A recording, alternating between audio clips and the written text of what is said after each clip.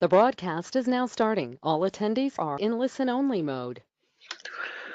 Hi everybody, welcome to the weekly Noyantis webinar.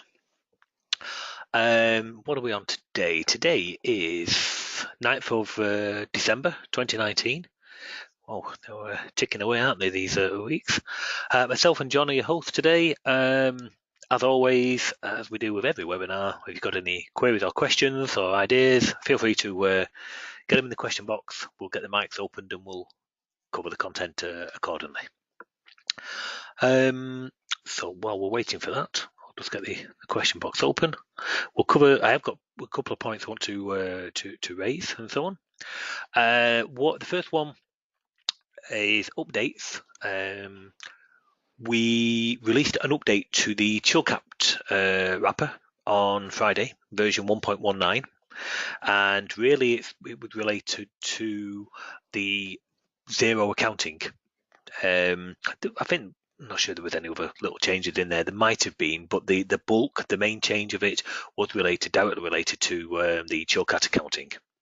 And basically, if you go to, let me bring this into the screen here. Nope.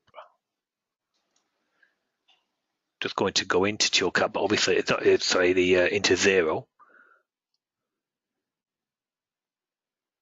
Okay. So I'm just going to bring this into view. So if anybody's using the Chilcat, with the Chilcat and Zero accounting integration, which we offer, what we've got here is I used to basically have what you call an OAuth 1 private app. This is a developer's portal of Zero, very similar to the developer's portal of QuickBooks and also MYOB. The same things. They all really do follow suit on things like this. Previously with Zero, they only originally had OAuth 1. They started rolling out early beta programs of OAuth 2, which is fine. Obviously, it's the same as QuickBooks and MYOB. But it was not, by no means, it was not the main interface what they offered. The OAuth 1 was. Well, it seems now that they've now gone full speed ahead with their OAuth 2. It's now released. I think they're still technically calling it beta status. Might be, I think so. But the main thing is, if you start any new applications now, you have no choice but for it to be an OAuth 2 application. The OAuth ones are still supported, so I'm not going to go into this because it's got keys and so on. But yeah, the OAuth 1 is still supported, and they will be, as far as I know, through till December 2020. But you can't create any new applications, which you would need to create in order for your desktop app to be able to talk to Zero accounting. So you would do your new app, give it a name, give it some kind of company URL, and basically a redirect. Now, it's nice and easy on this. For example, we would do something like test Noyantis.com, https Noyantis.com. Okay, I'm not bothered about privacy. And then you want to redirect, very similar to you do with the QuickBooks Online, very similar. But on this one, you can use localhost, which is not the norm. So you could just do something like localhost : and a port number. I normally use 3017. You can use anything you like. So you would do that, agree to the terms and conditions, and create the app. That would then generate you your consumer key, and you've got a generate button for the consumer secret.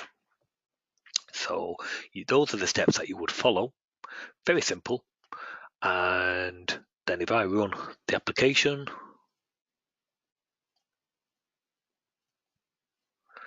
we can see here, this is the upgraded demo app. We've still got our OAuth 1 if we are using that continuing, and they are still valid for another year yet. And we've got the OAuth 2.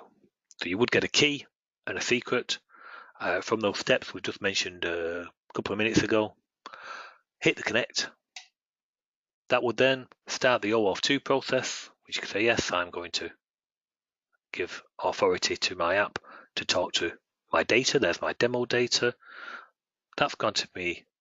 Let's just move that out of the way. That's gone to me authorization, and you can see I'm now connected and so on. So I can download. I'm just working on the demo app, bringing it up to date. But there you go, 47 contacts, and what have I got? 4 or 5 currencies, that kind of thing. So that was a new update. So it's really simple to use. Chances are we'll probably cover it, more questions going forward and so on, but you know that's a major change. So if anyone's using Zero with our Chillcat wrapper, then you're definitely going to need the 1.19 update. And basically, yeah, that was Friday. Today I found a small bug, not on the inbound traffic, which you've just seen, but on the outbound traffic. So updates going from my application up to Zero. So I've just quickly corrected that. I thought I'd done it on Friday. I do apologise for that. I thought I'd done it, but that's just been corrected, and version 1.20, so 1.2, has just been uploaded approximately about a minute and a half before the webinar started. So if you go to our site and you download the latest, you'll get 1.2 instead of 1.19. That's really it for updates. There's some other updates in the pipeline. There's one major, there's an actual product launch coming up. John might want to speak to yourself and Arnold for the new year for this, and it will be the product launch of our G security template with some really cool, exciting features. So yeah, I'll dangle the carrot, as they say, for January. And yeah, there's some really nice, cool features in that. At the heart of it is security, as you can imagine, for your application, but it does tie in a lot of really nice features. Brings a lot of communications into your application as well. So you're not just going to be limited to the regular, username and passwords. You're going to have a lot more. And as you can imagine, it will tie directly into any of our other wrappers. For example, the navigation type ones. So for your example, your command bar, your task panel, your shortcut bar, anything which you would normally use on some kind of menu to control, to give people menu options. So it will tie directly into to that as well. As you can imagine, the two do go hand in hand. Okay, so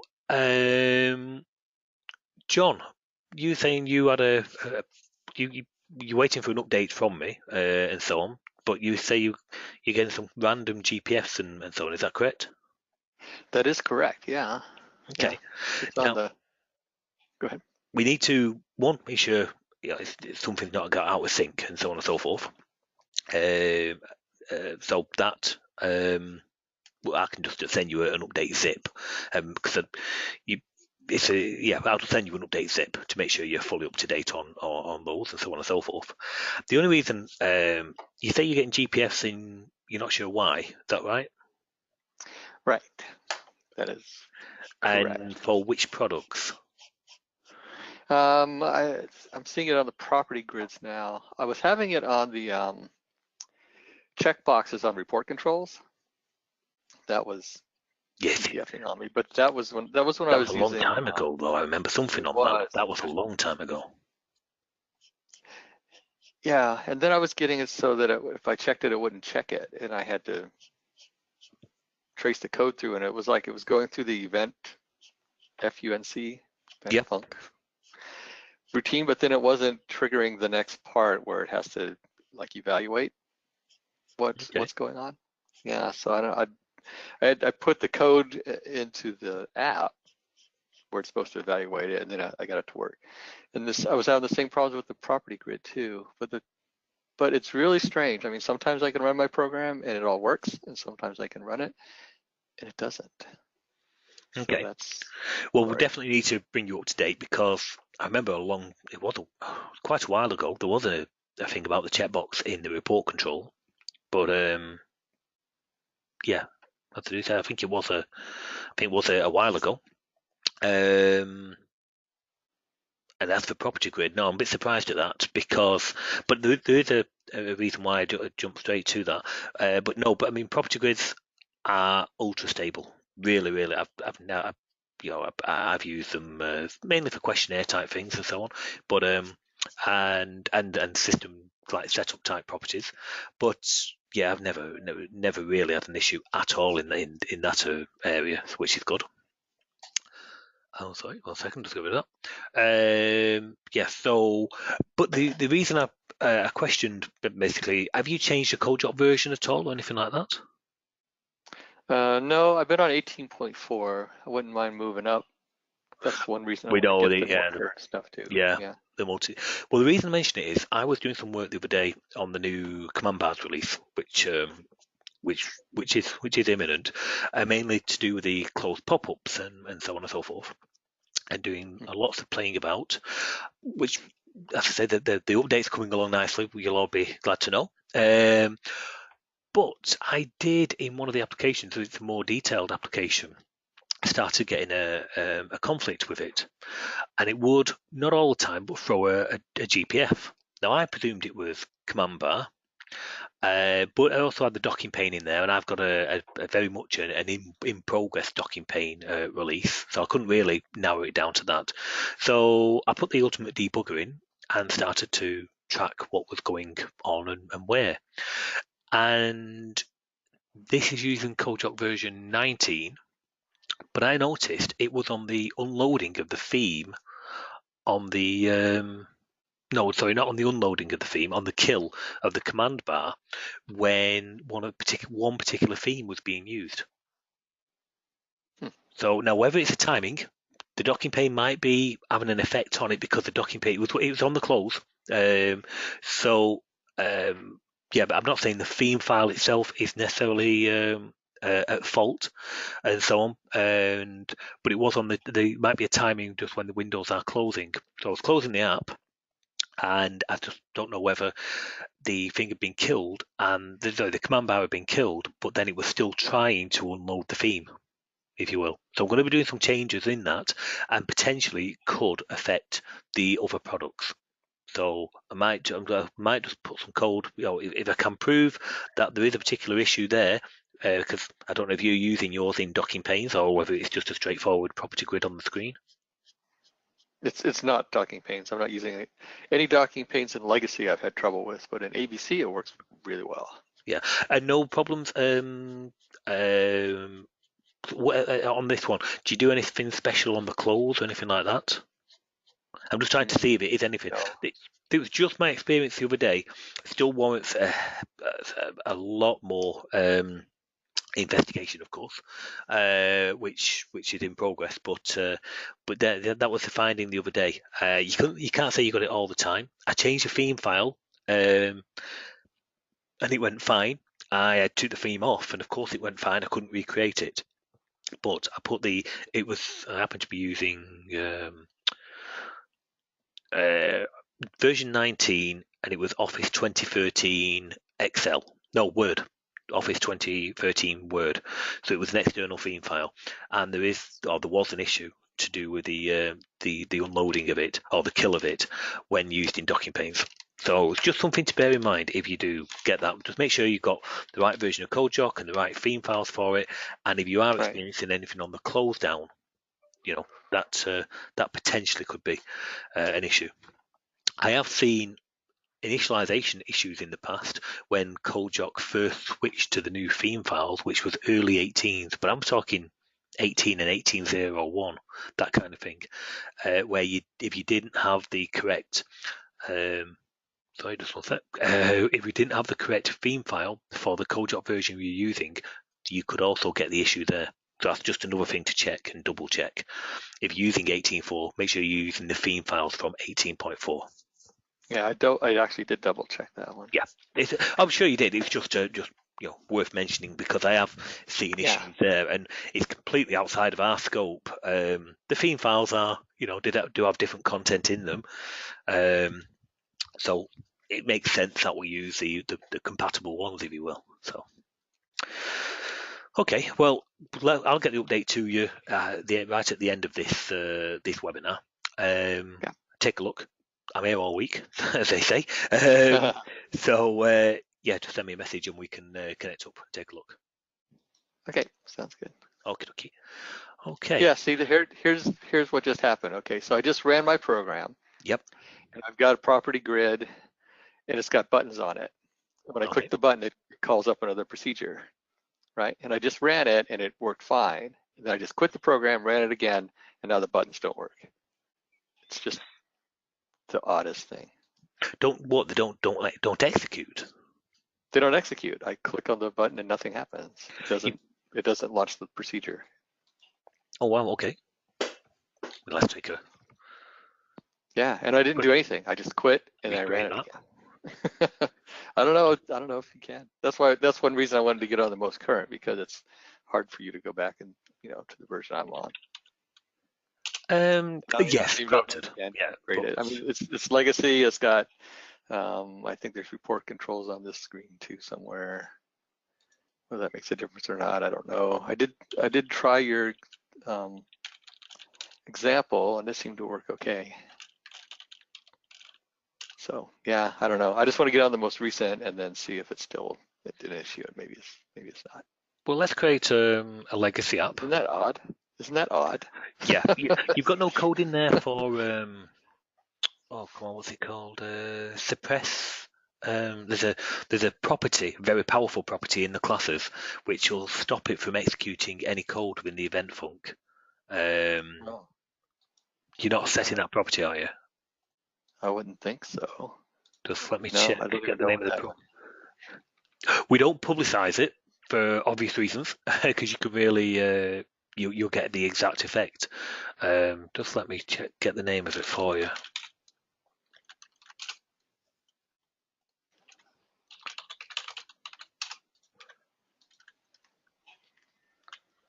Okie dokie. Include not.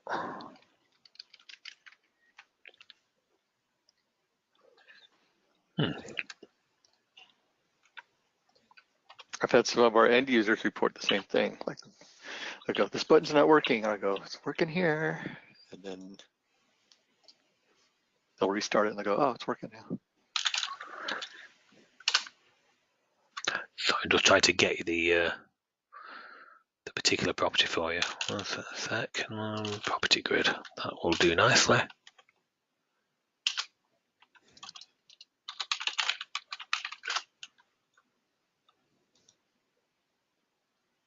Oh, it's not suppress. It's. I'm sure it's called process, something like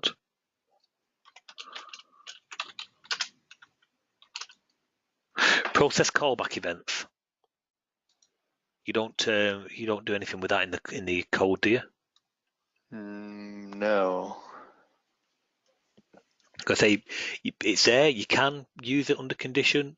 It's one of those where it's very much be very careful, because if you turn it off and forget to turn it back on again, you're not going to get any feedbacks, any callbacks coming back from the OCX. They'll come back, but they'll be completely ignored, and we'll just won't do anything with them. There are reasons why we have to do it sometimes. One could question, well, why do you have it? But they are there. Right, let me just try. Let's create a legacy application. Yeah, it does seem to be a system-wide problem. Like there's a checkbox here. It's a different procedure. If I check it on and then go off of it and come back, it's still checked off. So but it was working fine 2 tries ago. So I take it you normally have an application frame, usual stuff? Yeah, it's an application frame.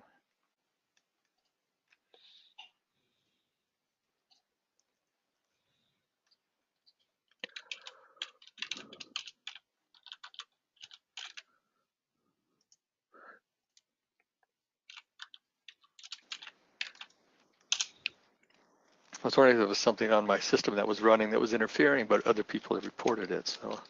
And you're using Retreat.com as well. Is that correct? Yeah. You sure? You didn't Yeah. install I'm pretty confidence? sure. I know. Well, I registered them too, but I think the registry's turned on. Yeah. I'm gonna create it's legacy 18.4. Any particular skin? I'd use Office 2010. 2010 blue. Okay, that will do. Yep. Register. Use registry COM. The license. I'm going to pause the screen. So I take it that screen is paused at the moment. Can you see anything going on the screen? No. Very good. Will be a set guide. Just for obvious reasons, I don't want to share my license code. Huh. See, now I just ran it again, and now it's working. Very strange stuff, huh? Well, let's try it here. I'm not aware of anything, but then again, I don't do very much in legacy, I've got to admit. We do some, of course, but it's more picking up maintenance apps from people, if truth be told. Right, okay. Let's bring that back in for you. Get rid of that.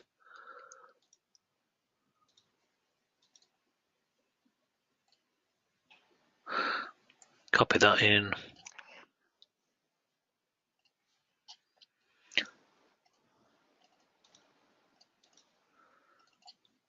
Just give ourselves a simple window.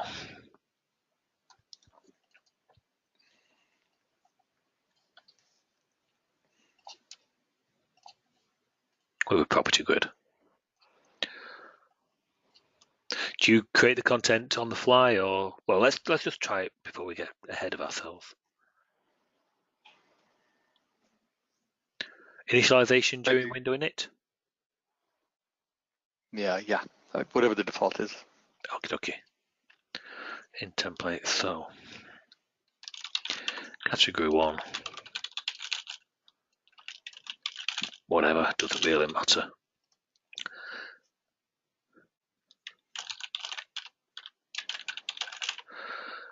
I'll be as a string and entry, and you want to edit buttons.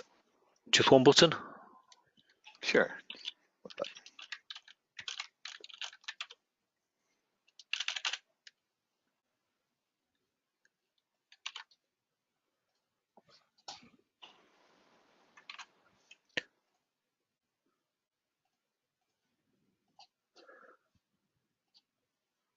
Okay.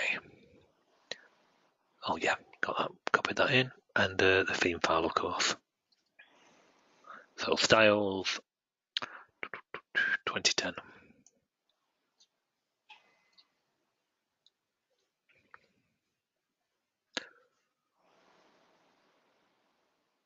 No, not that one.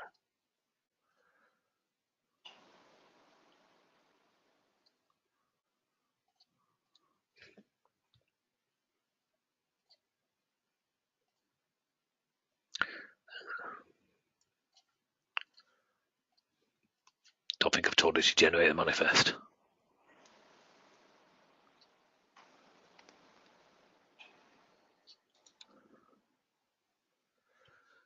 Hopefully we have our property grid manifest, which is here, calling 18.4, and we should have the property grid manifest 18.4. Okay.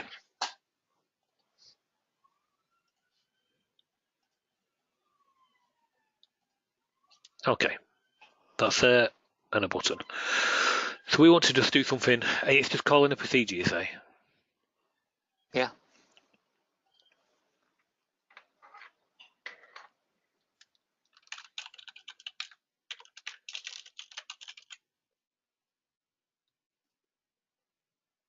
MDI window? MDI child. MDI child, so yeah, that's what I meant. Yeah. And put a string on that prompt. I don't think it even gets to where it's, executing the code to run the procedure. No, I just wanted to put it in. So I wonder here. sorry, data source. On the buttons, just like regular. Okay.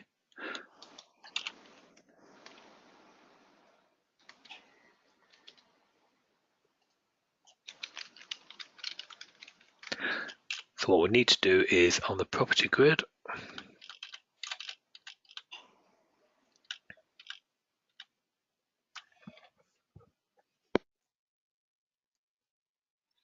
in place button.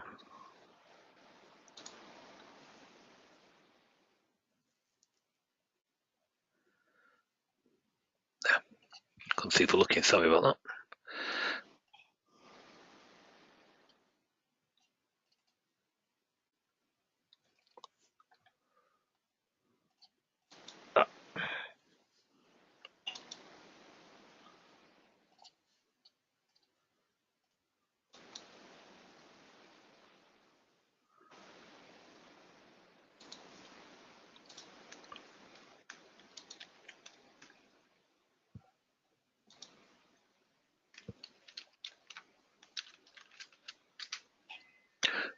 Okay, so got our button.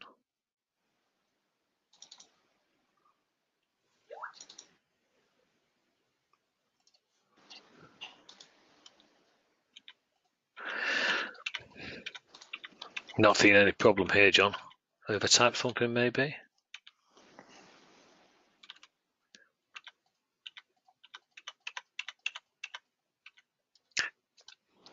Just one button, or do you have more than one? I've got a lot of buttons. I mean, it's a big property grid. It's got multiple buttons on it. On the one item.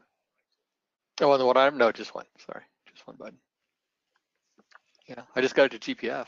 It was in the event FUNC that it GPF'd. Did it report? Did it report anything in particular, or? I'm trying to see. Line 5627. That in the app or in the class? In NYS Common. Well, that's one part. Let's see. Then it moved up to 5627. It's not good. Yeah. Chances are mine's going to be different. It is going to be different than mine. Yeah. And yeah, it just clicked on up. Exception access violation error reading data.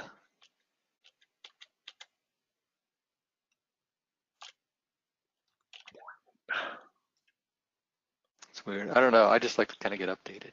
I think I should get updated. I think, and then, see if it 56, stops. 56, 52. Yeah, so yeah, obviously something's moved down, and then it's really where. Plus, it might not be in this because this will also call the all of this. There's event func for common, but there's event func common. So sorry, no, let me get this right. There's event func common from the common class, but each one of the individual classes also have their own event func. So for example, command bars has its own event func, which will execute its own things and then call, okay, bad example, but then call the common as well. So they're actually processed twice, or common events and then product specific events. So yeah, basically, let's get you updated. But I mean, this is a legacy. You know, Yeah, it works fine. Yeah. Mine was working fine too. It just kind of like a few weeks ago, it started having issues. So I don't know. It could be a Windows update messing around with stuff. Who knows, right? So. Well, we'll get you updated. But the reason, obviously, it's an issue. We need to look at it. I'm genuinely not aware of anything. The property grid just works, when we load it through. We have some because the users can set up their own questionnaires, if you will, in the property grid. We load the content dynamically at runtime. The user gets to set that dynamic content, and some of them can be large. Some like medical history type questions for dental practices and so on, and or for doctors' practices, and they can be quite detailed. Radio options, different checkbox options, so on and so forth, really utilising the full power of it all. But the point being is really varied in their content with lookups and so on and so forth, and the user gets to drive it all. And yeah, we genuinely never, even back as far as CodeDrop 15.3.1, it doesn't miss a heartbeat. So it's got to be something on that.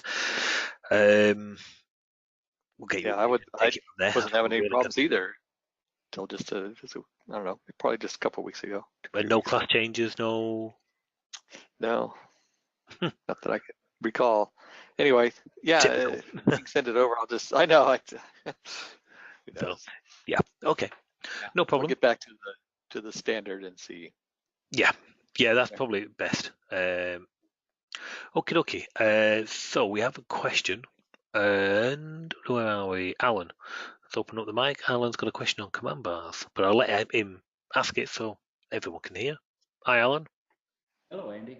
Hi, how you doing? Hey, I'm doing great.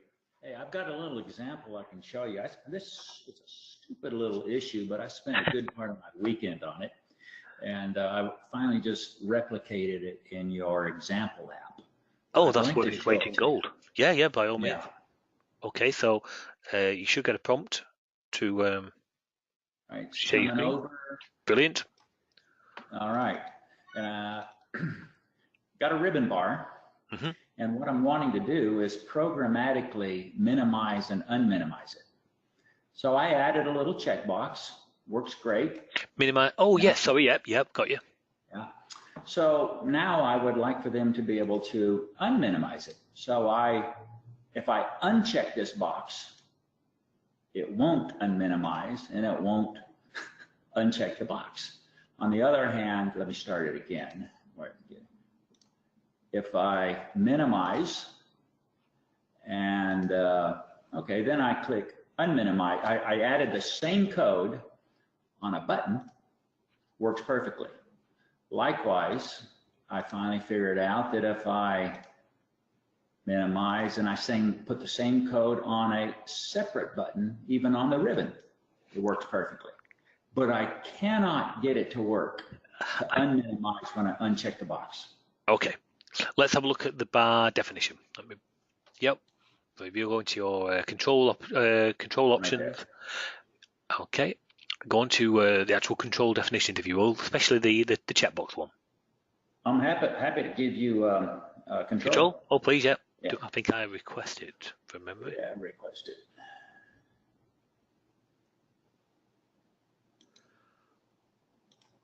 All right, it's yours. Okay. There's been, like I say, there's some changes going on to do with the closed pop-ups on command bars. You'd like to know, but the main thing you'd like to know, hopefully, was the speed increase for the loading. That's in progress as well, and we're changing. It's all backwards compatible, so nobody panic before anyone thinks they're going to throw their code away. They're not. But we're also changing how the command bars actually initialize to give you a lot more control. Basically, you'll be able to set the content via a queue and just say, right, go and create those controls for me, and it will go off and basically do that, and you within that queue store the actual created object, so there's no double queues going on or anything like that. It will be faster, and the beauty of that. I'm sorry. Will we be able to clear and reload the ribbon bar based on, say, setup options? Well, there's the thing. Of that queue, yeah, you'll be able to do that. But what the class also does now is it monitors for any changes in that queue. So let's say you wanted to change quite a few options, make them all disabled. Because of maybe you started a batch action, and you think, well, while this is running, we can't really. Just one second. Just one second. Sure.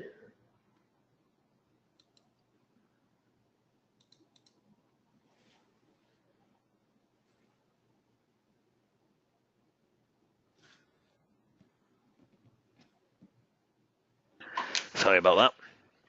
It's okay. It's just one of the guys coming in asking if I wanted a coffee. He forgot I was on the webinar. But being a Brit, I'm never going to turn down a cuppa. Yes, basically. I'll assume you said yes. Yeah, always. So you've got the queue of controls, and the template will now actually just be populating that queue and calling this new mechanism rather than calling individual methods and so on and so forth. But it does mean if you had started like a batch action and then you needed to disable quite a few controls just while the action is being processed, you could go to your queue, just change the queue entries to say, okay, this should be now disabled, so on and so forth, for whatever. And then either at the next event, what Clarion can detect, or you can call the synchronized method yourself.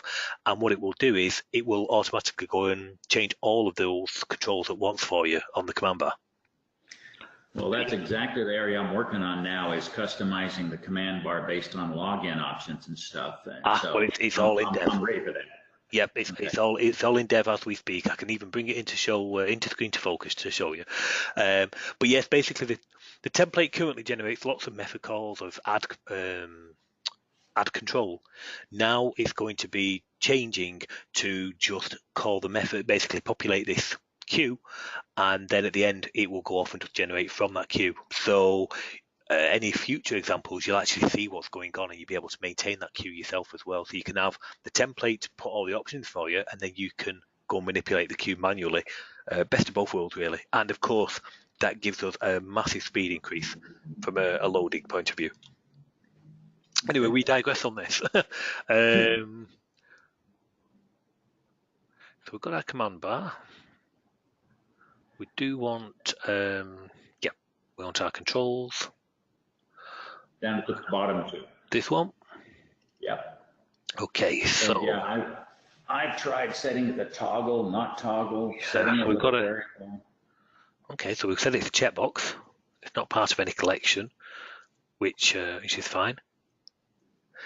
Initial value is a variable. Is it going to put that? It doesn't seem to write to the variable as it checks and unchecks. I don't think it would. It'll the property of that control, you'll be able to read that property. Right. But no, I don't think it would write to that variable. What you would have to do. If the get control property is checked, then I can set it to 1 and so forth. I've done all those things too. Yeah. Okay. Just going to make you full screen because actually it's a little hard to see on here. Be minimized. Okay.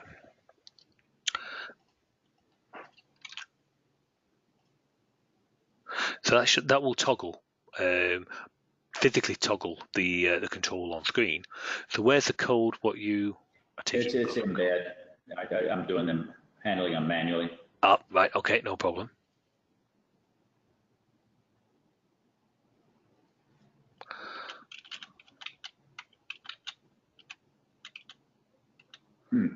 Pretty easy to figure out where it is. So yes, you've got that. Just let me check on here. 1 second.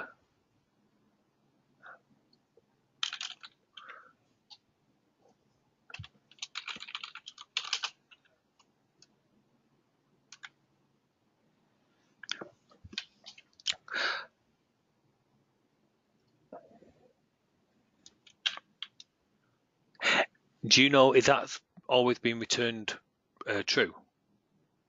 Yeah, it seems to be. Right. Although no, actually, if the same code moved into a separate control, seems to work. But come to think of it, yeah, I think it's always returned true at this point.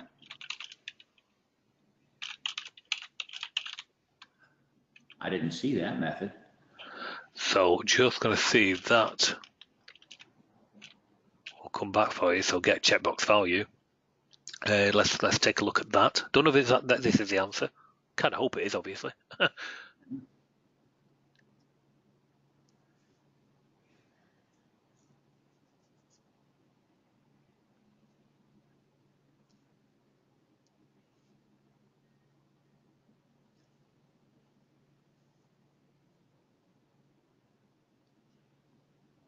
think it was this one, was it not? Correct.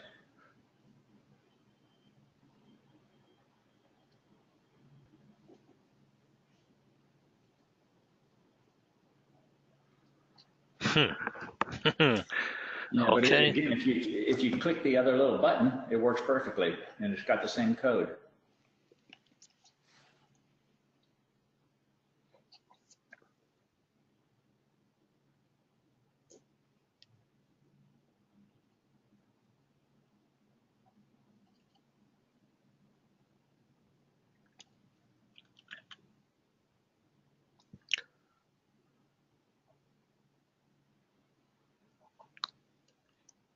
That is the right name, isn't it? Minimize. Yeah, pretty sure. I've changed it multiple times, trying different things, but I believe it's all correct right now.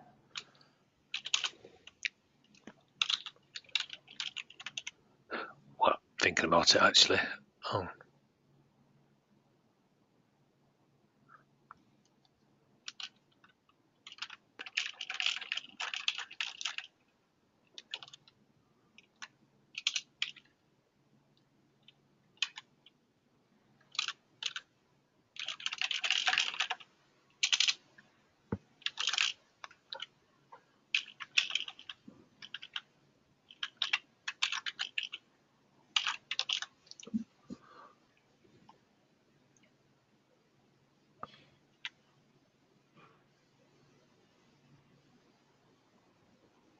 Ah.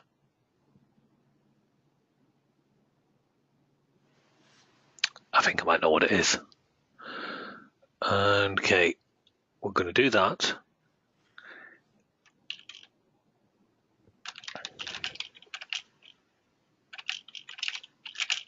And then I want the same command, but I want the absolute of it. Because I'm wondering whether it's returning your 255.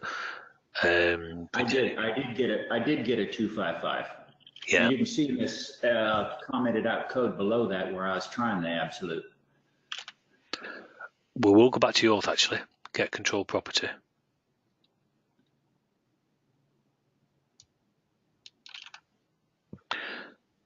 That might that's checked. True or false? No, that should be okay. Yeah, with that, you should be. Let's just take a look at that. Yeah, like I said, I did see it return a 255 once, which I couldn't figure out. Yeah, basically it's a -1 on a byte. So. Oh. But some parts of the CodeJock suite will return 0 and 1. Parts will return 0 -1. Okay, so that's checked. Oh.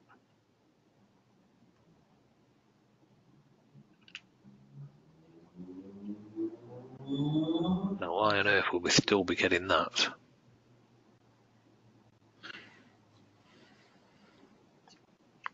And the toggle is set. Yeah.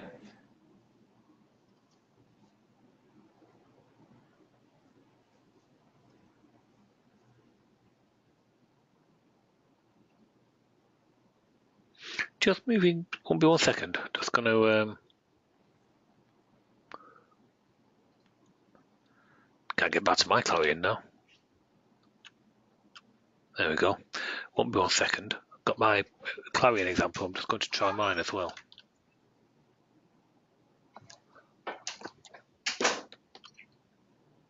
So I'm just trying mine, Alan, just to see if we get in. No problem.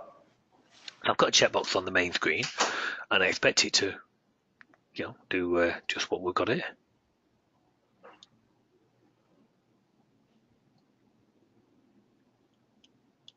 Does yours visually? Don't go back to. Does yours visually untick? No. It stays ticked. But if I click one of the other buttons, it does untick.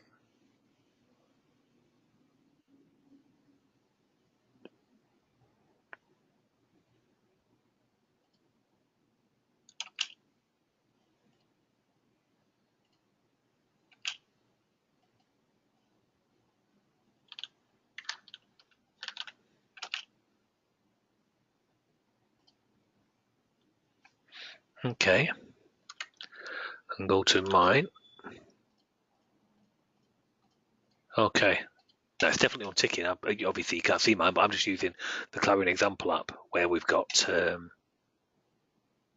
the auto hide, which is on the mainframe, and you can turn it on and off and so on and so forth.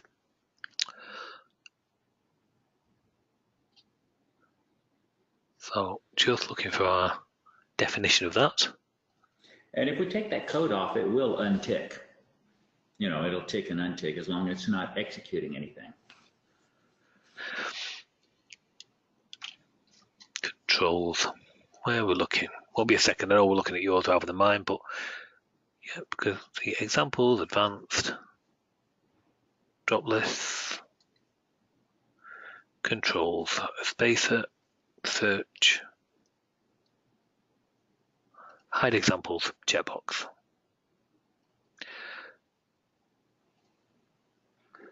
Checkbox left.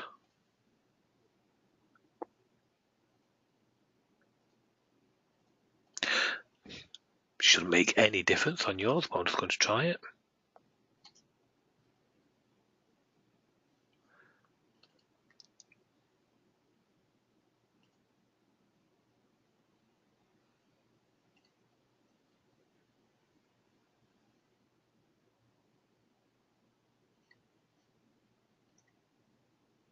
Is this the option, or I've just gone to the wrong one? Oh yeah, we're in the wrong one. Yeah, sorry.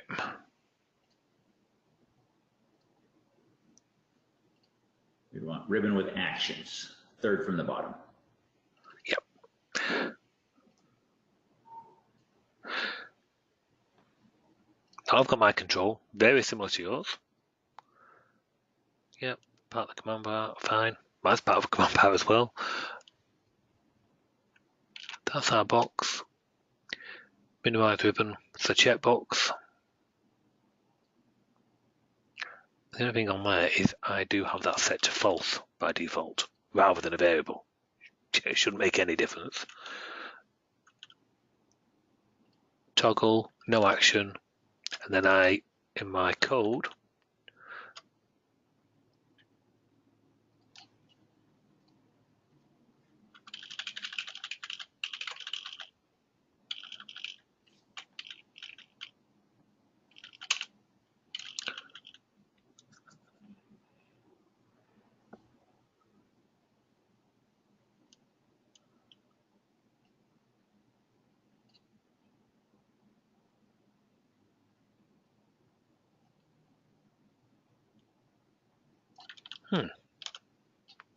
okay.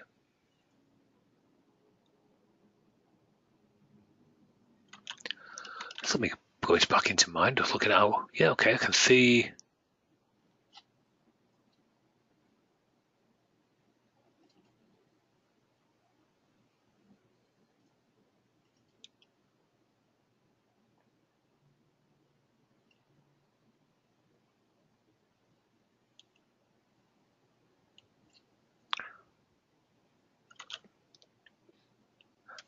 Okay.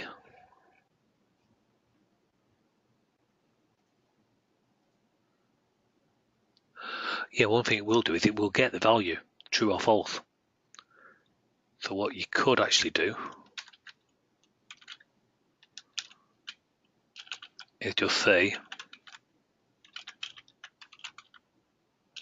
that variable wants to equal the param value coming in, which will be true or false of the checkbox.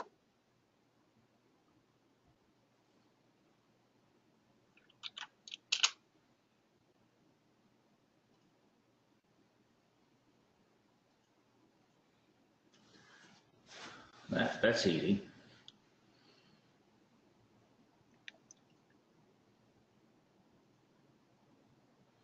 Okay, so off.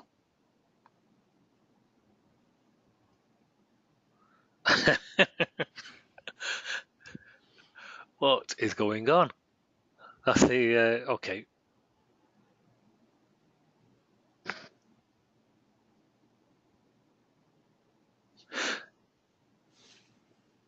Hang on a second.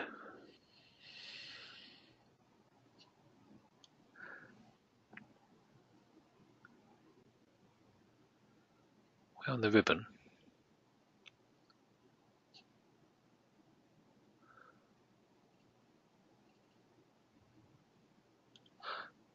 Just 1 second.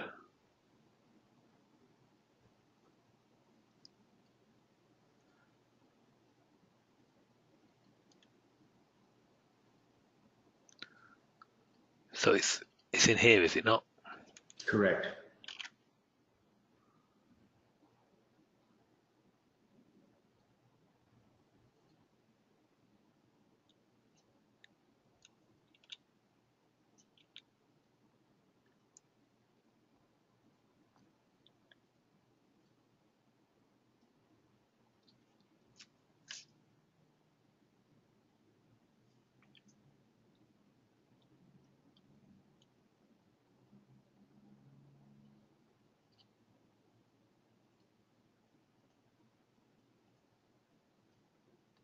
This is crazy. No wonder this is crazy. Oh, hang on. There's the example I was talking about here before. So of course you got it on. You got it on there. That would hide the Clarion example, and then unhide. Needs another event, if you will.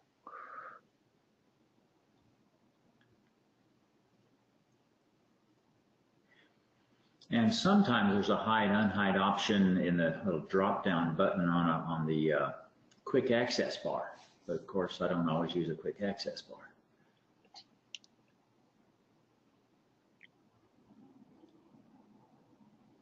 Oh, that's what the hide does. It does it when the thing's open. So if I open that, it will hide it, close that window, and it will re-show it. That won't hide it. So that's just a hide mechanism which you can have.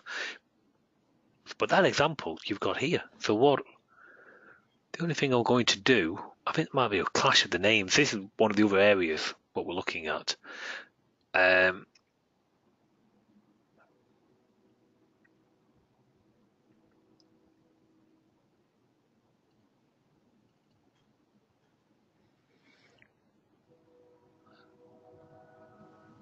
Minimize box. Okay, yeah. Goes on the ribbon bar, minimize.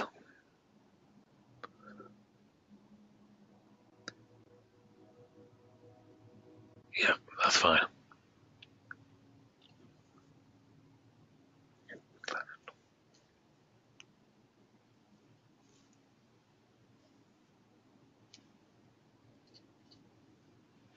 No other code in there is in the event. I think we'll look to it much. No.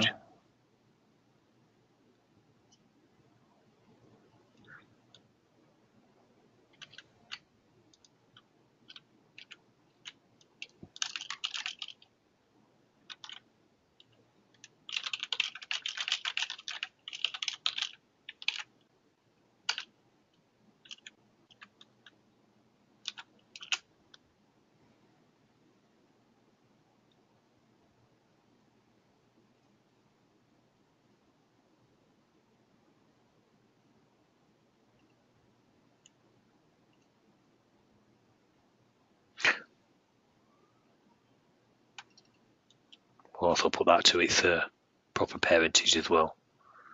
Not making much difference, but yeah, should be ribbon.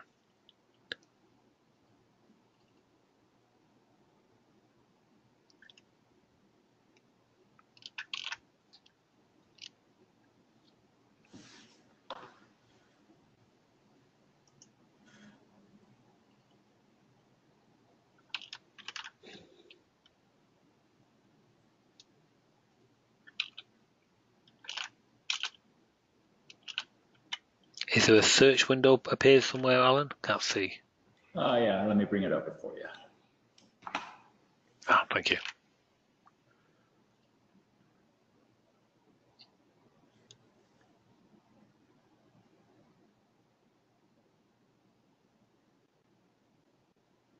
That's the button I've got on the window, and that works perfectly.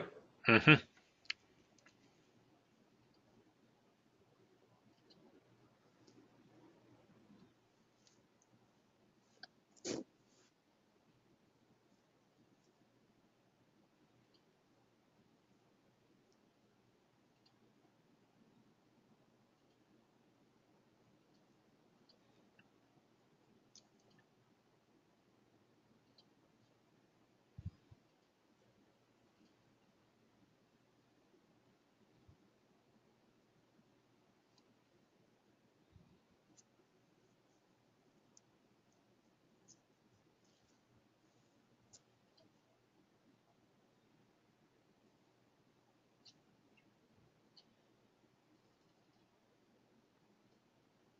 That's the code, yeah, and the bottom of the window, the other one, yeah.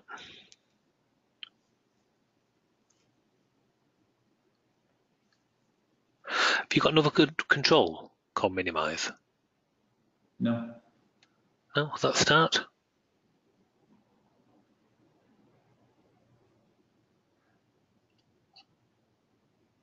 We've got minimize, unminimize, and then I do have a button. I don't remember what it's called, but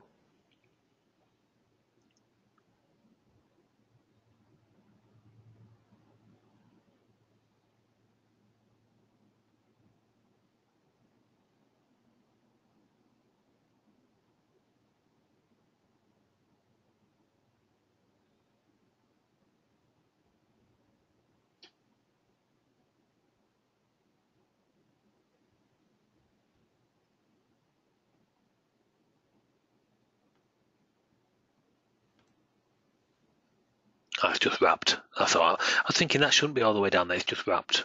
Yeah, that really is before then. That's fine.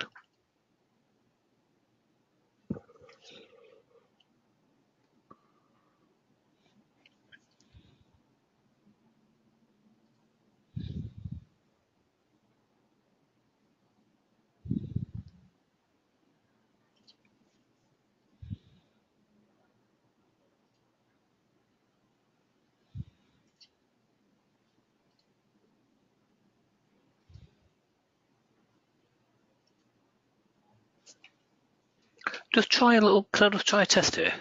Obviously we can see what it's doing. Right. Just want. Oops. Just turn that off a second, okay? okay. So we're expecting it just to toggle. Won't do any control, but it should just toggle. Right.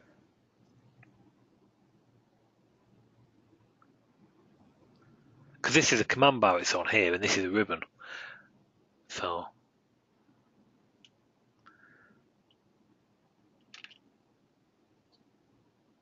See, I was thinking it might be tied to, there's a property for the ribbon bar No. that says whether or not it can be minimized. I know what it is. Well, I think I know what it is. Oh wow, okay. Right, so my thinking, I bet everyone's gone to sleep here now. Okay, my thinking here is, obviously we can see this working on here and it's actioning accordingly. Okay, but this is a command bar. The other one is a ribbon bar. Now the ribbon at the moment it's on a tab. It's out. You've got the tab. You've got the groups and you've got the controls on there. Now when we at the moment without affecting the ribbon bar, the ribbon bar, the tab and so on, it's actually coming back correct. So that's coming back as 1 and 1, and the parameter says it's 1, and if we untick it, it's 0, 0, and 0. Okay? So it's actually working in that in there. But of course, if we get it to actually affect the ribbon bar, which is the whole point of what you're trying to achieve, of course. And just let me just say what message out one other property. So we'll ignore. Let's just take some of these out of the equation.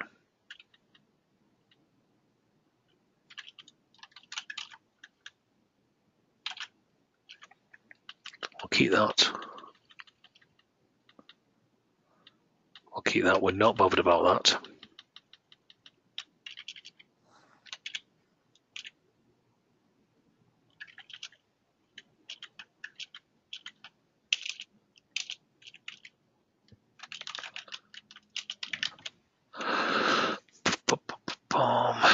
Let me just get the property here. Won't be a second. I think we're going to see the parentage of that control change.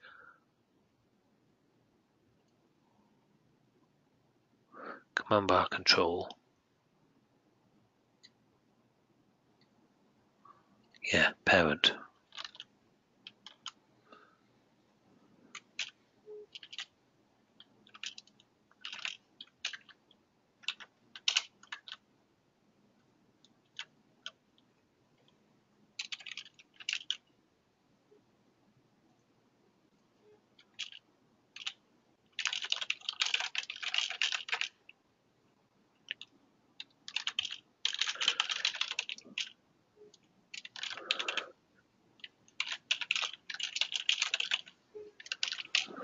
Make sure I get the right one.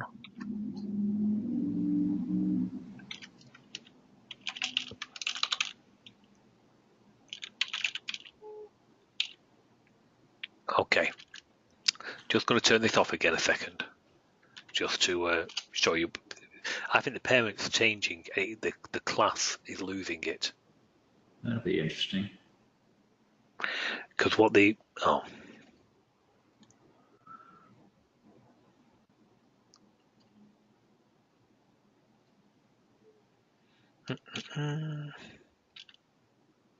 You need another Yeah. program. There you go. Glad I'm not the only one who does that.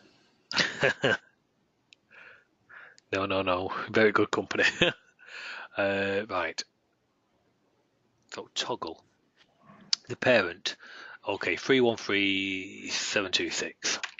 So I'm not expecting this to change because we're not changing. Yeah, 313726. Very good. So we know that. Now we'll get it.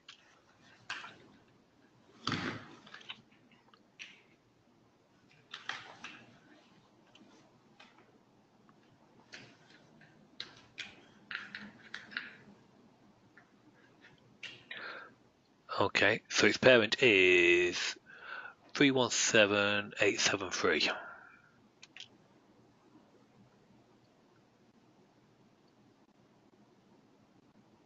Three one seven eight seven three.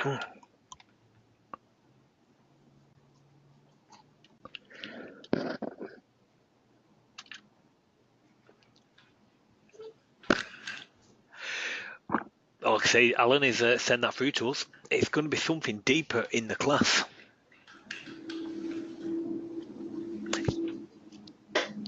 Send that through, and I can take a look here. But that's going to be something, a lot deeper in the class, which is for some reason it's just not finding that value. Actually, if you send that through now, we can I'll compile it here, and there's no other questions, so I don't mind taking a quick look now, see if we can get you a thing. It'd just be easier working on my system than yours, that's all. Sure. All right, what do you want me to do? Okay, you want to, I'll take that the presenter. If you just want to zip that up and fire it across in an email, just the app. Okay. Just saves me recreating. So I'll just take back presenter. Or I could Skype it to you. Oh yeah, by all means, yeah. All right, let me.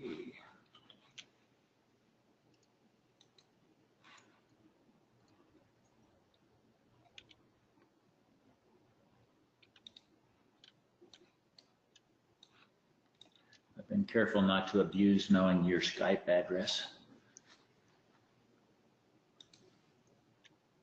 Oh no, never worry about that. If I'm available, I'll jump on. If I can't, I will just say accordingly. Don't worry about that.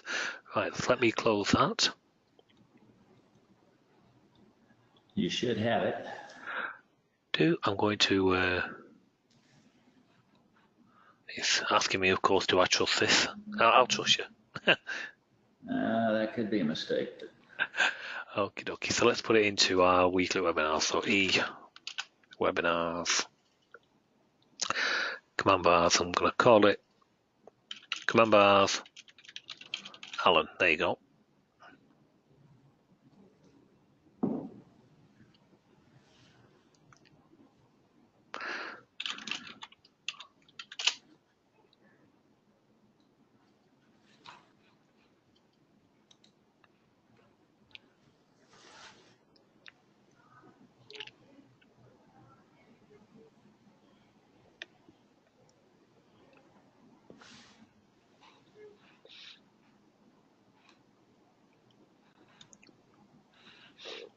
So of course I should expect to see the same.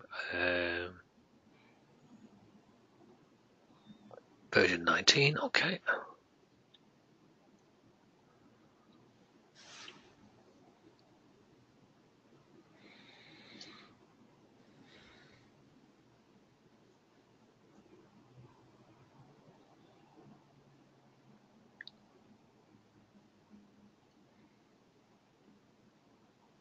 Yeah, we didn't save the app.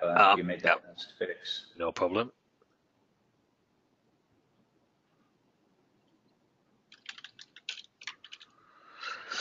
Okay, and we do it on that.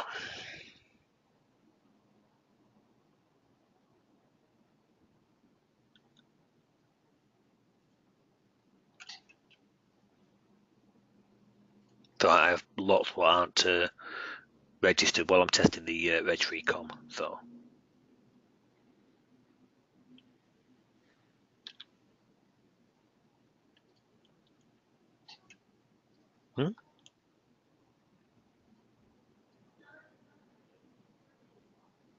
Maybe we're compiling in my license number. Shouldn't make a difference. I'll just turn that off anyway, but yeah, it shouldn't make a difference. Oh, I wouldn't generate, it might not be the manifest and so on. That's fine. Okay, so this is the one in question.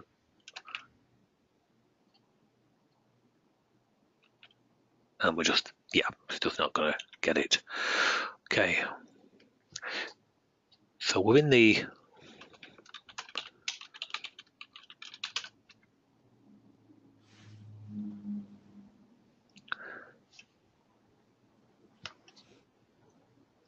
event func. This is gets a bit gritty here, to be fair, but okay.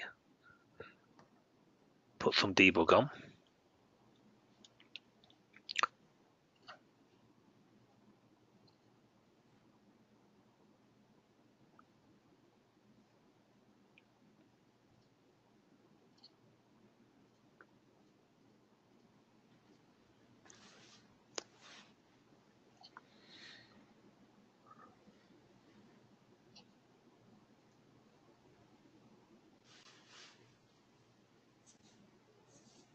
Okay, so we can see some stuff going in over here. Oh, not that one, sorry, that one. Nope, that one.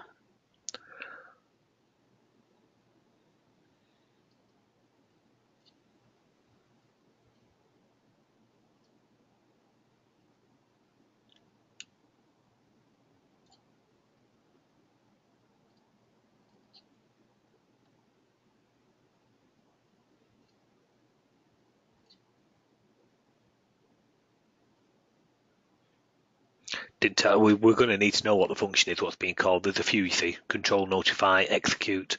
There's a few which could actually trigger this.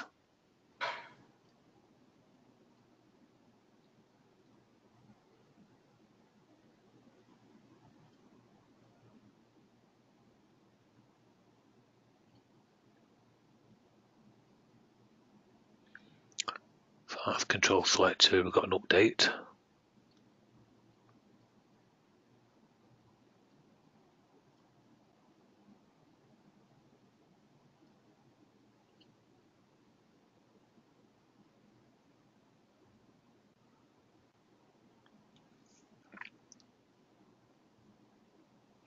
It's either in the update or the execute.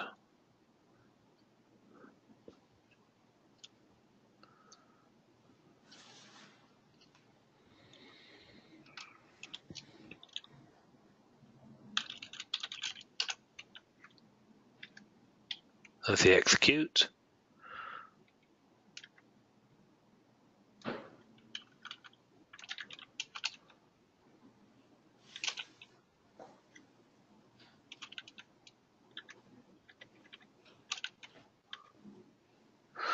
Yeah, control, notify, or execute are really the only ones which can call it.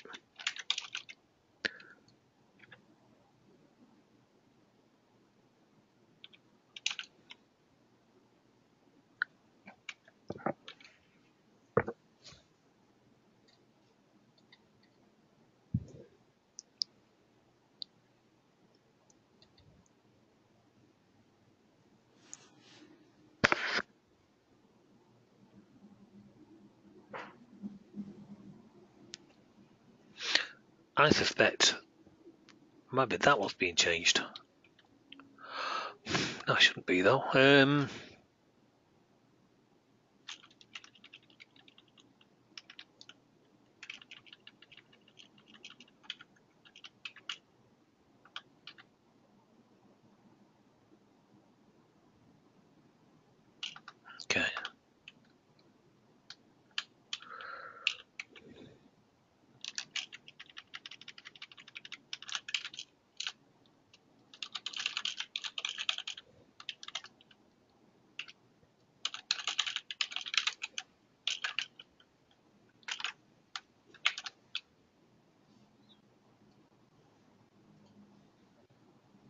Sorry about this. Bit heavy going for Monday afternoon or Monday morning for yourselves. What have I missed? I think you missed the ampersand in that debug message. Oh, it was a comma. It takes 2 parameters.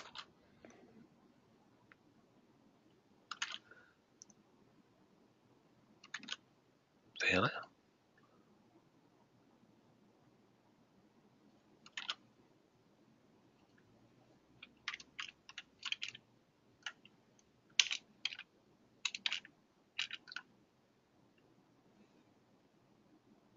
Oh.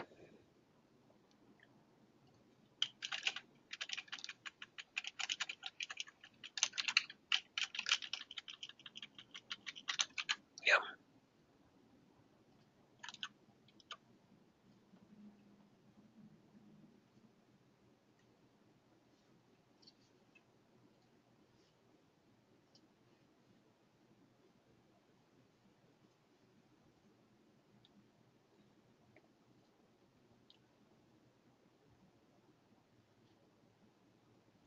So.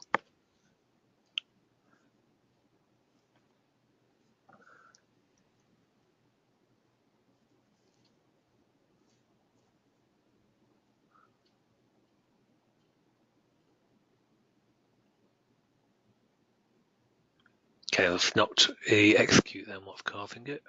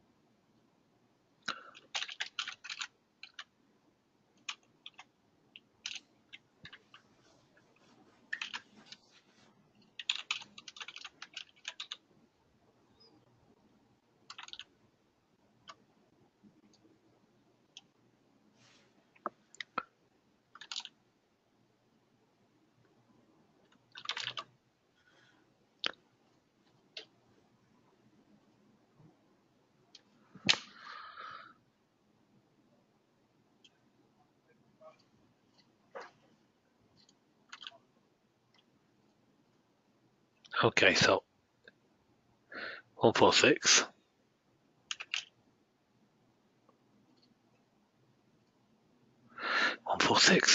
What the?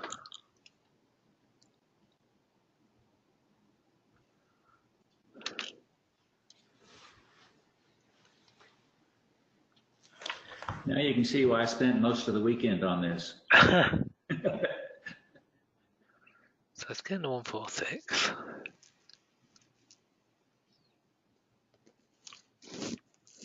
Want to find the get control object. Ah, okay.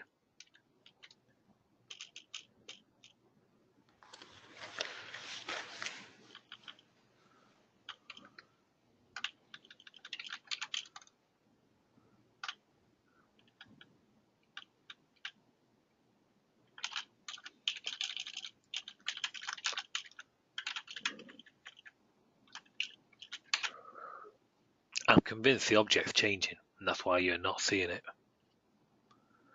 Of course, it's all. Oh, hang on a second. Windows Explorer just. But why would the code on those same code on different buttons, different controls, execute correctly to unhide it, unminimize it? Yep, yeah, fair point. Yep.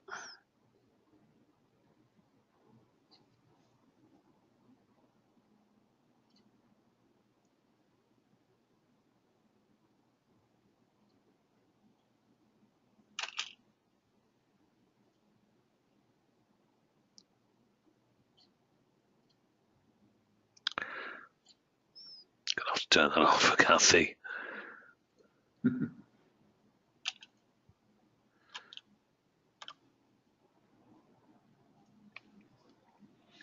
1120 1126. Still got the ID, but the control's been recreated. 1126 34656 1120. Still got the same ID, but what it hasn't got is the same object, and we're storing the object inside of the class. And the reason the code, you're then just setting the bar to be not minimized anymore. That now, if I press that, I'm going to expect that to be 1120. Sorry, 1126.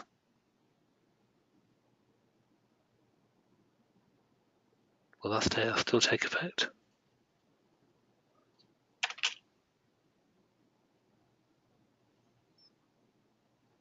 Let me clear that again. So, tick. 1126. Close that. Okay.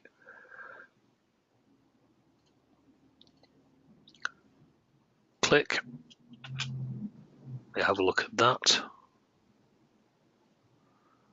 1120 when it was minimized. Okay. Okay. And bring that back into, so it's unfolded, and click it again, and it'll be back to the 1126. So 1126 there, 1120, so it's a different object. So that's why it's not finding it. The object, to you visually, to the ID, to everything, to the save restores, you think it's the exact same control, but what the code drop control's done behind the scenes is actually taken the other one, hidden it, and created you a different type of control. So all of a sudden this turns into a pop-up. It's not a tab, it's not a ribbon tab anymore. Interesting. So what it's actually done is just take all of your original stuff and, well, best way of thinking of it is like this. It's taken all the original stuff, created perfect clones, but to the look and feel they are exactly the same, but they're technically not. It's a brand new object that's just been created. And then when we do bring it, so you bring that back into play, the tab's back there now. You're now looking at what the original one is, which is this. Turn that off, which is back to the 1126. There. Wow. Yeah. Yeah, so that's 1126 with 1120 in between it, and the original one should have been 1126 there. Of course, these IDs get, they're just created. They're nothing more than an address. They get created when the control gets created. But what you see in there is two sets of controls. You see in one control here, you're visually looking at a different control there. Hence why it's not getting it back. So what I need to do there from a class point of view is find the control via its ID rather than its object, which is easier said than done. Actually, that's not. No, that's not, because our new class changes. Class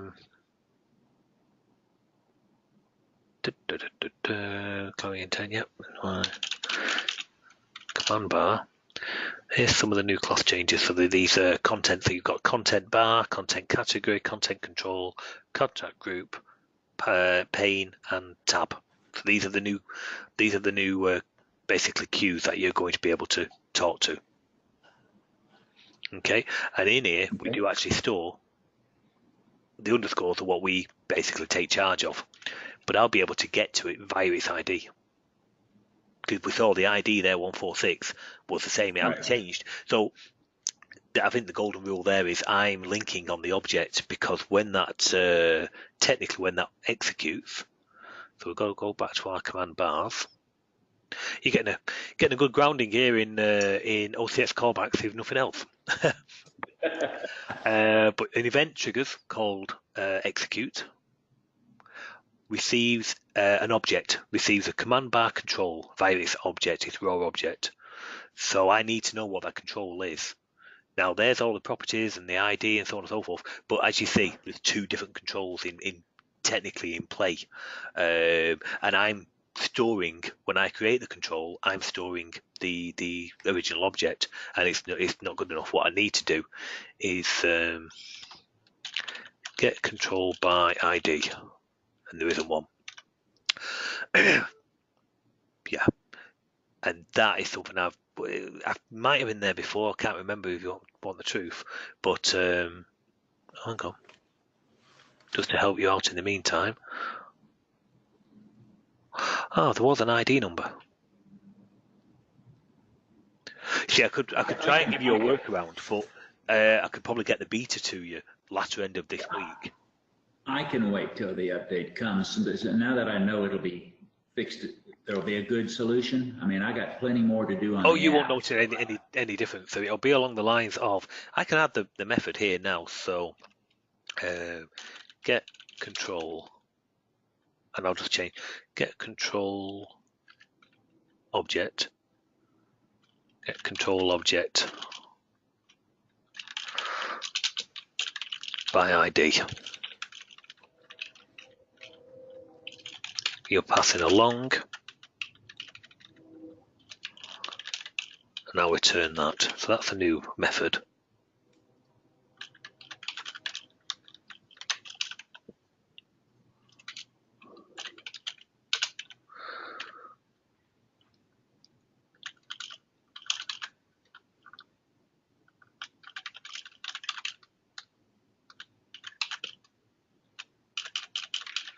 See, if this does it, what I can actually do is, no, I'll struggle to pass this to you, but yeah.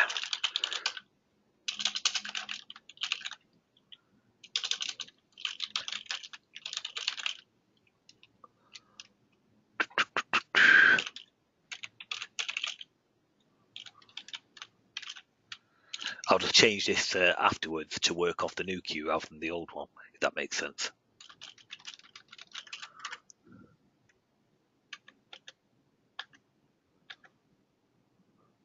I don't know.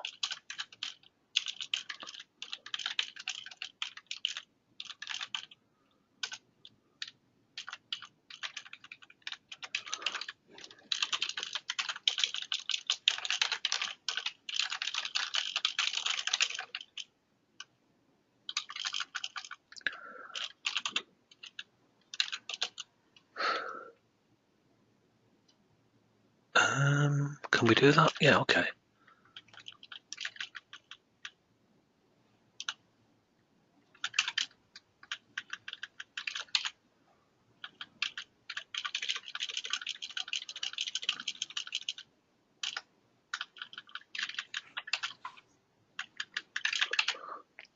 Yeah, that would do it. Bit crude, but that would do it. So basically what we want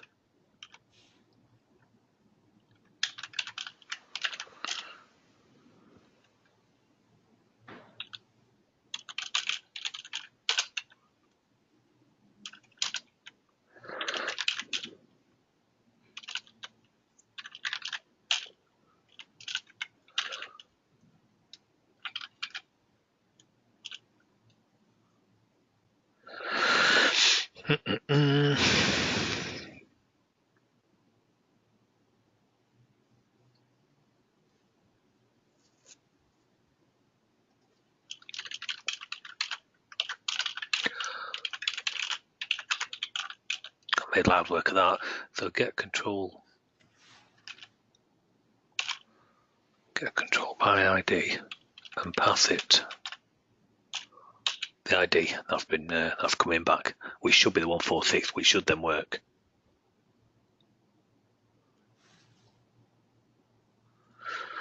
Here goes nothing.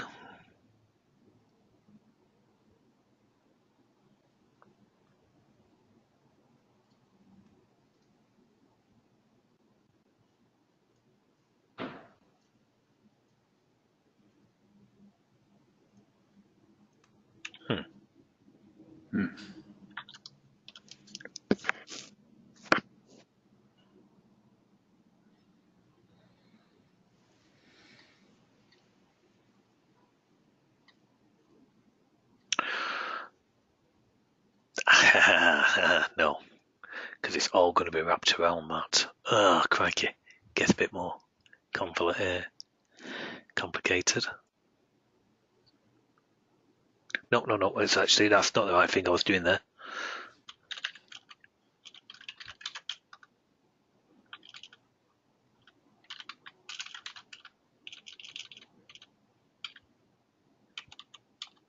I did do that.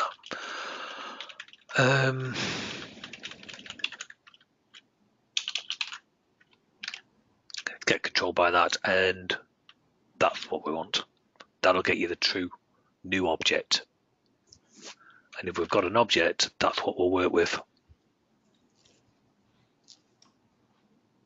Need a bit more testing, but the theory behind this is right.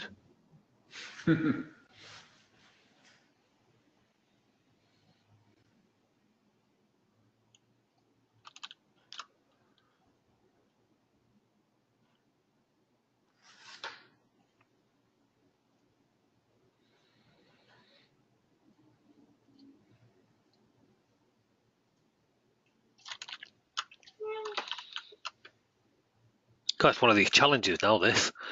Sorry for everybody else, and although no other questions have come in, so that's all right. Get control object by ID. Get control object by ID. We're passing back that. So passing in an ID, and we're getting it by the ID number. That's only good actually if we are storing that ID originally. Wrong queue.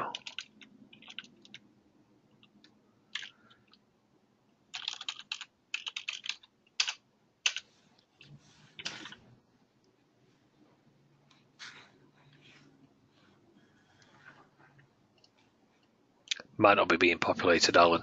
That might be the problem. Whereas I know now it is.